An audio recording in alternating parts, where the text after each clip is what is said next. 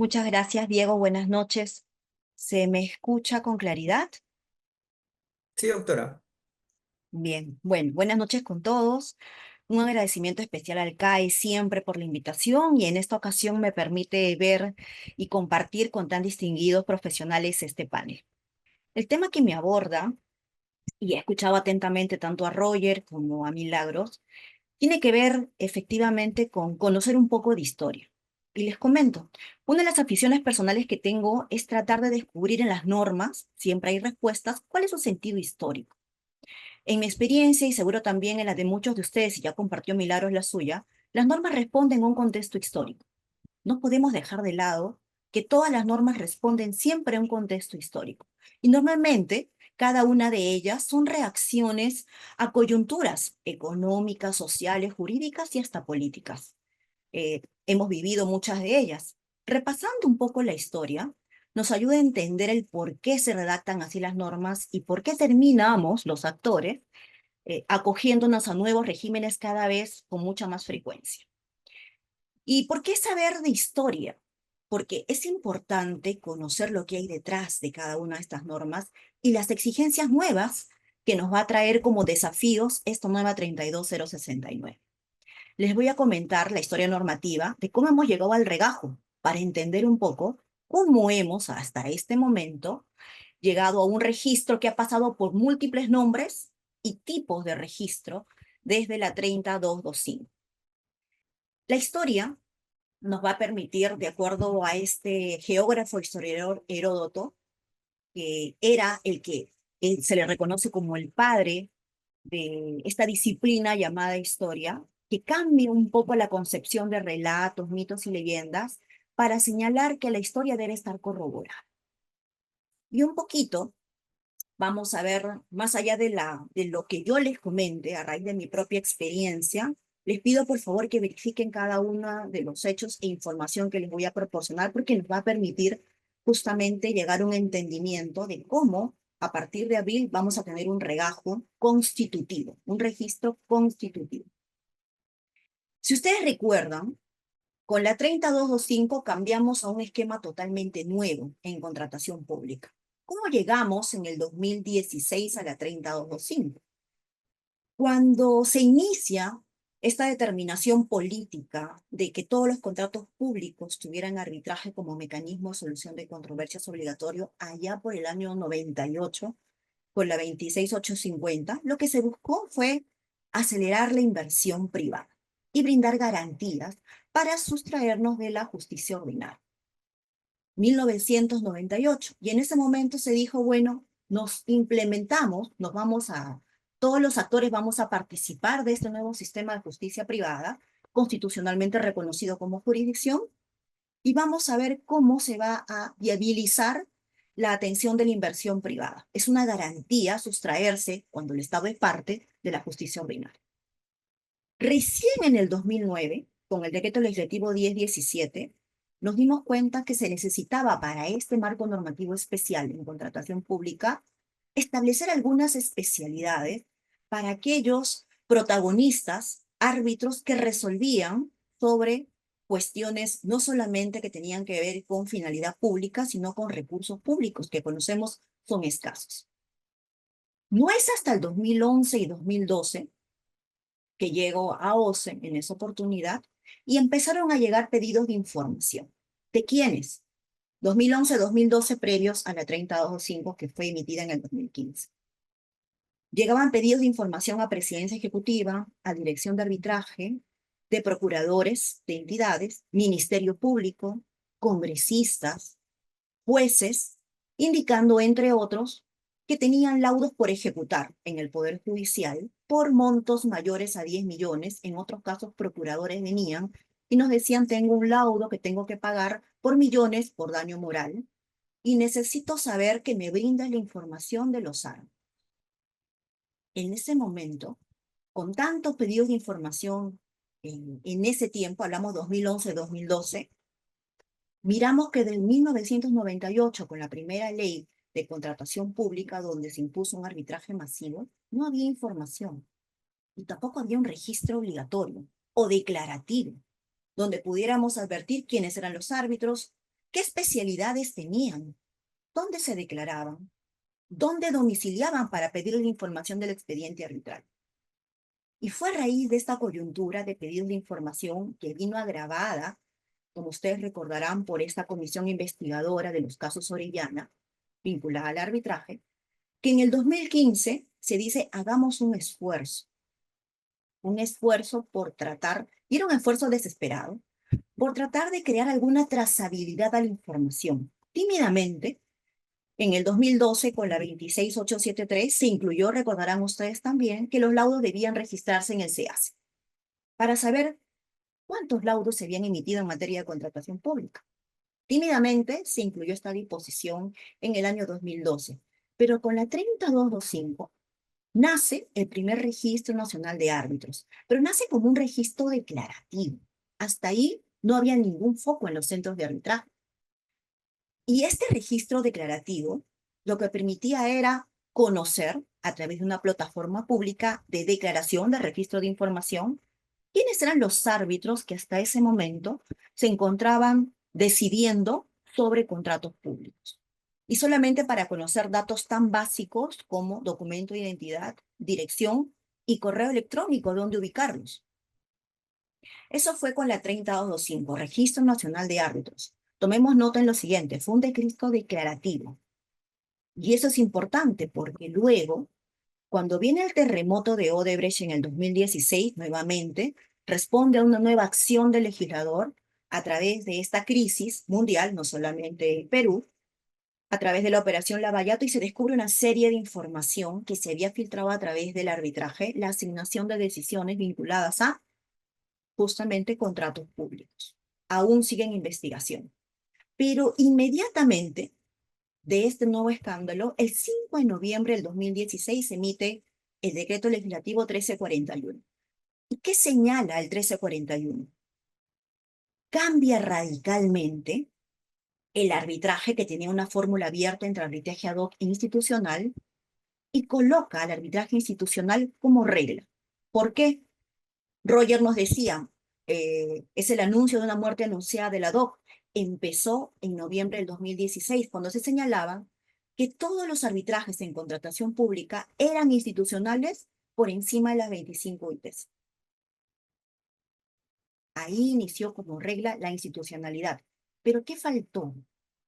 Que quedaba pendiente desde el año 2005, con la 30225, un criterio importante que se había advertido durante todos estos años de vigencia de la ley de contratación, que no solamente los actores importantes del sistema son los árbitros, sino también las instituciones arbitrales. Y antes de volver la regla institucional en el arbitraje en contratación pública, se habían olvidado esencialmente de la acreditación.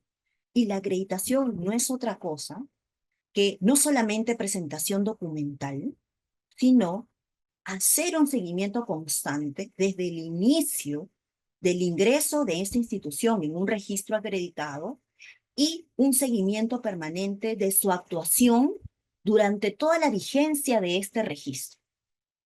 No se hizo porque inicialmente en el 2015 se dispuso que quien tenía que realizar esta labor tan importante de acreditación tenía que ser el OCE a través de la Dirección de Arbitraje. Desde el 2015 hasta el día de hoy no tenemos una acreditación como tal.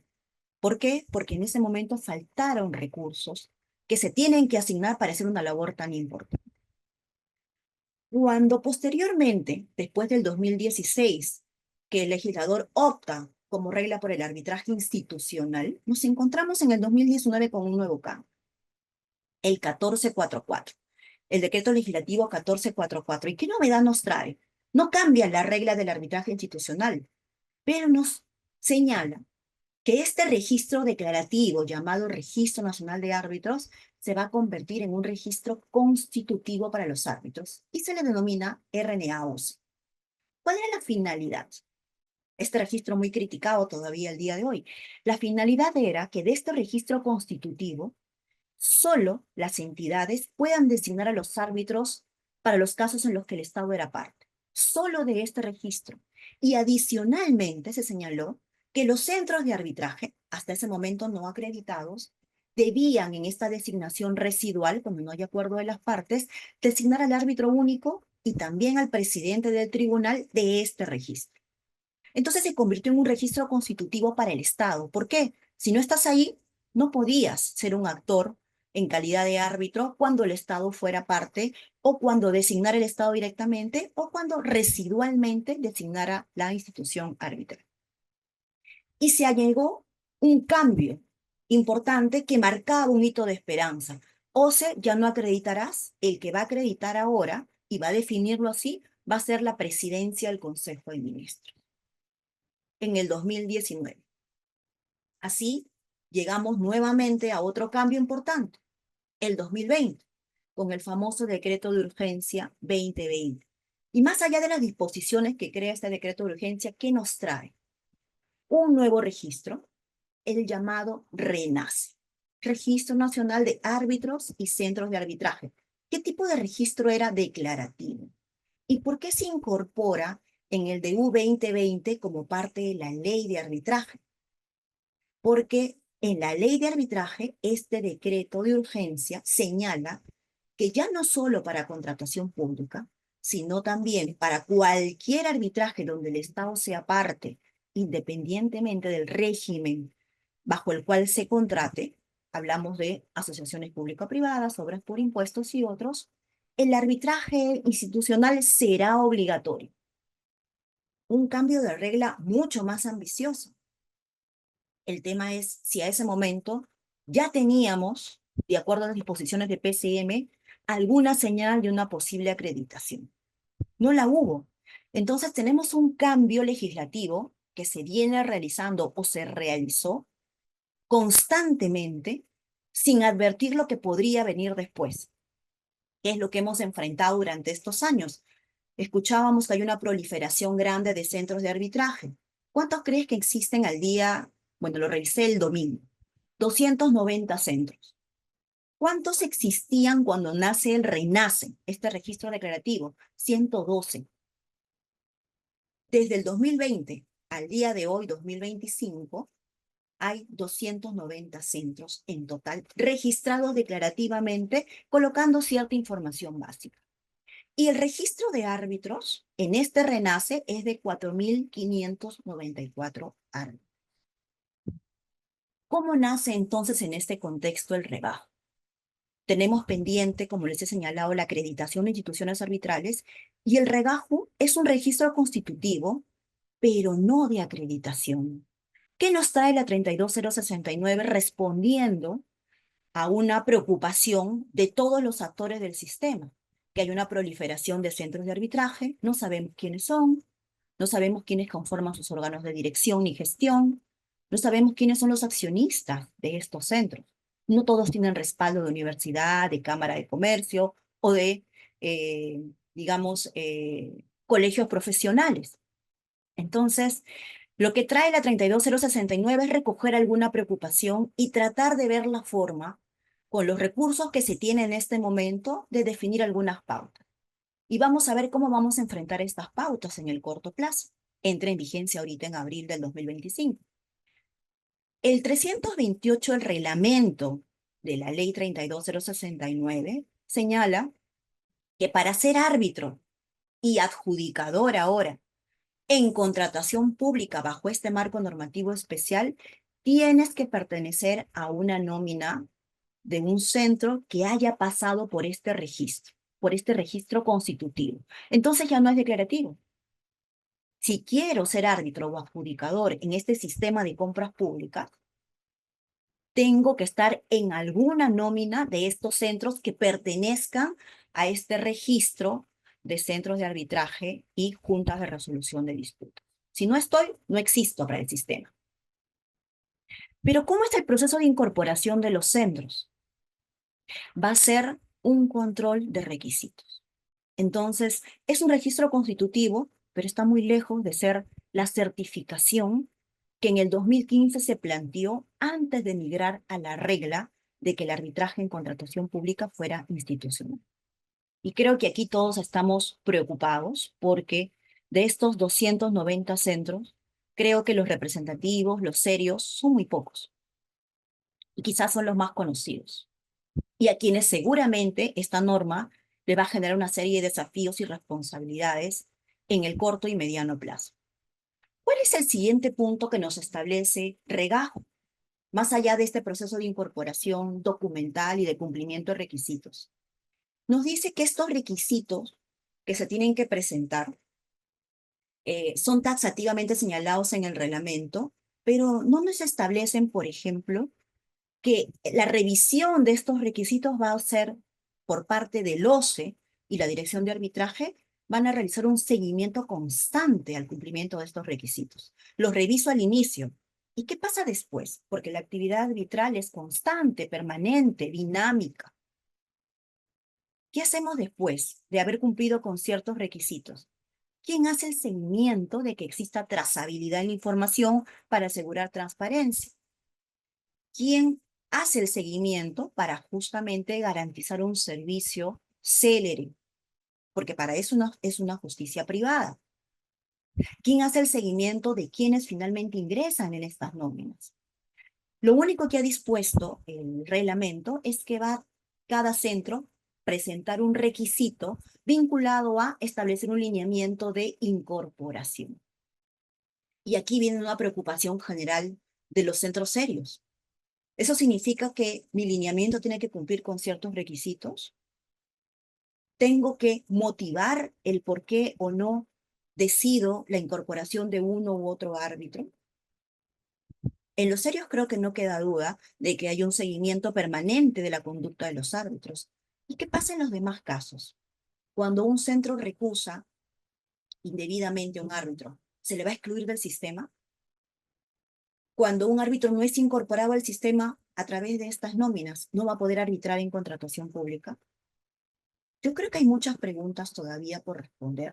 Lo cierto es que hay una responsabilidad muy grande ahora cuando se ha planteado como regla general desde el 2019, no, desde el 2016, que la regla en arbitraje en contratación pública es que el arbitraje sea institucional.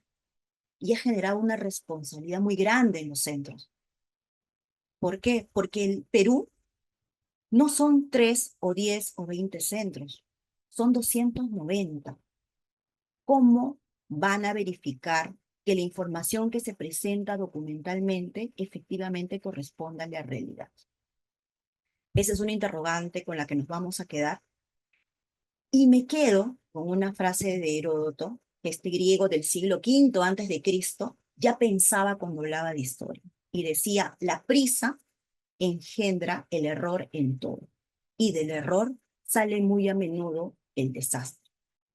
Creo que todos somos optimistas, pero sí tenemos que poner los focos y los reflectores donde realmente el día de hoy los centros de arbitraje se han convertido en el sistema en un actor más que importante, si es que es el filtro al que ha renunciado el Estado para trasladar al sector privado esta gran responsabilidad.